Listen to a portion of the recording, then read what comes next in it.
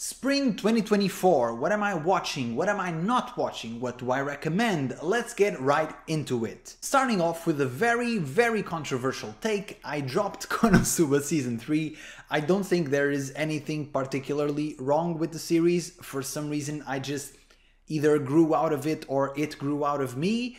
I didn't watch the side story or movie or whatever they had, and then I just came back into the third season completely blind. It's been a while since I watched the first season and season 2, so I just felt a bit lost and the humor just wasn't doing it for me anymore for some reason. So there's nothing wrong in particular with this series. I want to emphasize that. People are still loving Konosuba Season 3. Some people were incredibly hyped for this new season, but for some reason I watched 2 or 3 episodes and it just wasn't hitting the same. And so I dropped it mostly because I don't have a lot of time this season and this is yet another sequel and it just didn't click with me for whatever reason. I can't quite put my finger on why. And I don't know why I'm so apologetic. I seem like a teenager girl breaking up with her boyfriend. Oh, it's not you, it's me. So I apologize for all of the trauma I just induced on you, the viewer. What am I kidding? Anime fans never experience teenage love, so... I'm slowly getting more unhinged with every video. I don't know what's going on. Anyway, let's move on. Up next, I do plan to watch the new season of Kimetsu no Yaiba once it starts coming out. From what I remember reading the manga a few years ago, this is the training buffer arc before the big epic final arc where they lay the smackdown on evil Michael Jackson's ass. If you've never read the manga, then be sure to temper your expectations for this arc in particular. From what I remember, it is not as action-packed as the previous arcs. Still, it's ufotable animating it once again, so I'm sure the eye candy will be there, and if you enjoy these characters and feel attached to them after so many seasons, then there will always be something there for you. And, you know, it's always good to have some sort of training arc before the big bad climax. Up next, the third season of Slime. Slime is one of my favorite isekais. I think it is excellent at what it does, and I don't think that's a controversial opinion either, seeing as the series is in fact very popular. Much like I said about Ishura in a previous video, Slime is also an intersection of various niches. It just has a much wider target audience and is much more palatable to a mainstream audience. It combines isekai with fantasy, with city building and geopolitical affairs, with power fantasy, even though it's not as obvious in the first few episodes. After a certain point, it becomes very clear that this is a power fantasy. Unless I'm wrong, I don't think at this point in the story I can probably count through my fingers the amount of characters that are actually stronger than our main character, which, you know, he gets pretty strong pretty fast. Unlike other power fantasies though, all of the characters grow with it. There's this sort of hierarchical structure with the main character and his friends, and it's the sort of tide raises all the boats type of thing.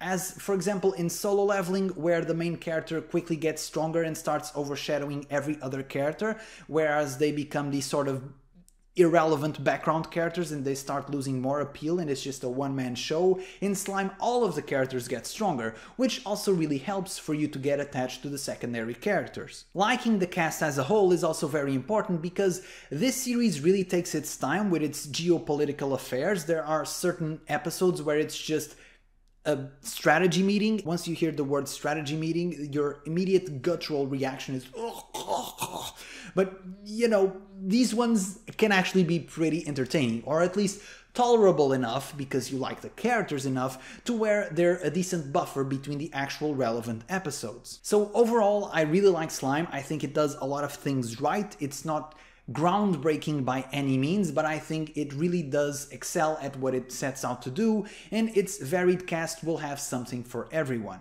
Up next, Mushoku Tensei Season 2 Part 2. A lot of you will be confused as to why I'm watching this, since I said a lot of not so nice things about the previous part, and I maintain everything that I said. I hate Rudius as a main character. I think the series has a lot of creepy undertones. I really think this series destroys a lot of plot points by needless perversion and just weird stuff happening. However, this is sort of like the same type of perverse relationship I have with Shield Hero, in which this is a train wreck which I just can't look away from.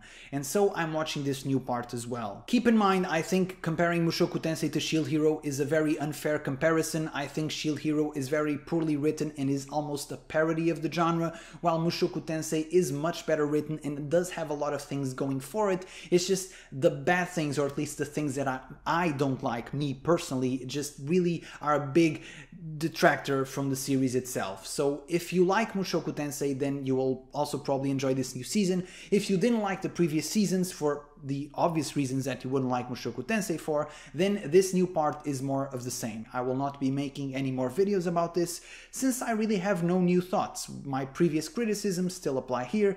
It's just that I'm watching this now as a sort of background series, just to keep up with it, and just because I really like the presentation of it, especially. There's a lot of effort put into this series. You compare this to other isekais and you see there's just a lot of effort, and the presentation is really up to my tastes. It's just that the characters and some of the storylines are just completely ridiculous to me, and I just can't take it seriously, if that makes sense. Up next, Kaiju number 8. I'm really enjoying this series because it combines the old shonen tropes with a slightly new flavor.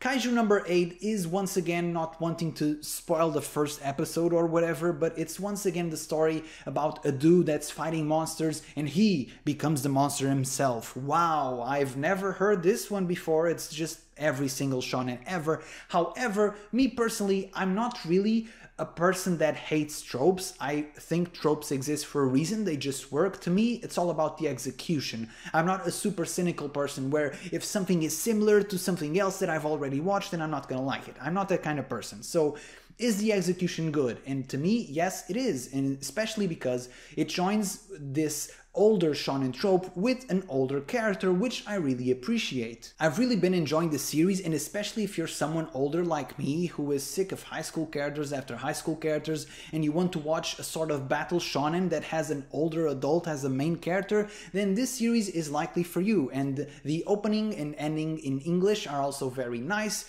They're from Western artists, which is always cool. I would not like if every opening and ending were like this, but because it stands out from the rest of the pack, it's also quite refreshing. So keep in mind, overall, I'm in the 3rd episode, so I don't know if this will fall off a cliff or if the story gets really good at the end. I haven't read the manga, but from the little that I've watched up until now, I really recommend it. Up next, Boku no Hero. I'll just quickly address this one. I stopped watching My Hero Academia around the 4th, 5th season. I can't quite recall. I started reading the manga, then after some point I just also stopped reading the manga because I just wasn't super excited by the current arc, and I don't know, it just, I stopped keeping up with My Hero Academia. But if you like it, then be sure to watch the new season, I guess. Up next, Spice and Wolf, and I was really hyped about this because I am one of the few anime fans that has actually never watched Spice and Wolf, and this is one of the series that I was expecting for a sequel or a reboot to be announced. In this particular case, this is a reboot, which I appreciate. I get to rewatch the story, or should I say watch for the first time the story with new and improved animation, and yeah, up until now I'm really enjoying it. It reminds me of Bao Yu and a little bit of Log Horizon as well, where it has this economic tilt. There's a lot of economic concepts that they talk about. This is definitely not one of the type of anime that you watch in the background. You need to be focused watching this. This is almost like a school lesson at some point, but it's really enjoyable. I'm entirely convinced this series is a human experiment. If you've ever seen those tests, I think it's for ADHD, I may be wrong about this, where they put kids in front of a school lesson and then they're just fidgeting all over the place, but then you make them watch Star Wars or something that they like, and then they're just completely concentrated, right? I think this series is the human experiment for that. Can we teach you about economics through a cute wolf waifu with cute ears and cute facial expressions? And I think, honestly, it's working. I don't know what this means for the future of education, but I know that as an anime, this is very entertaining, very chill, very down to earth. And once again, it's probably not the type of anime that everyone will enjoy. It's very information dense, but for the type of people that like that type of thing, then this is a very good take on that. Up next, going to the opposite end of the spectrum, people that do not want to think about story or characters or complexity, we have Windbreaker. In Windbreaker, let me give the elevator pitch, okay? Teenagers beating the crap out of each other while adults cheer and applaud them. So that's sort of a bit of a joke and also really not, because this series doesn't make a lot of logical sense in terms of what you would conventionally expect from a society or a school. They're in a school and yet I've yet to see a teacher, I've yet to see them have any sort of class.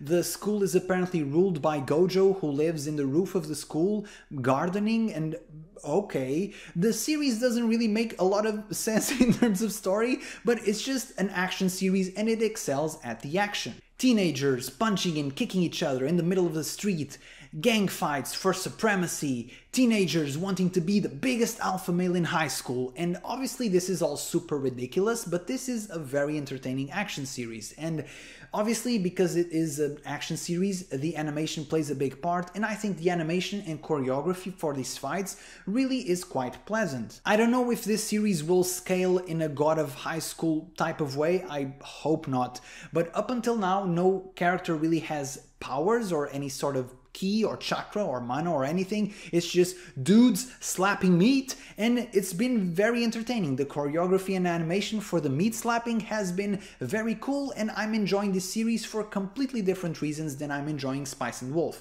This is like the two complete opposite ends of the spectrum, but they're both very enjoyable. So if you want to see some teenagers banging meat, be sure to watch Windbreaker.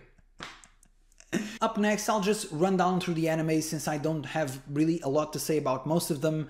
These are a bunch of sequels that I never really watched the original, so I don't care for them. The third season of Mahouka, I might watch this at some point. I remember liking the first season for its magic system. I thought it was interesting.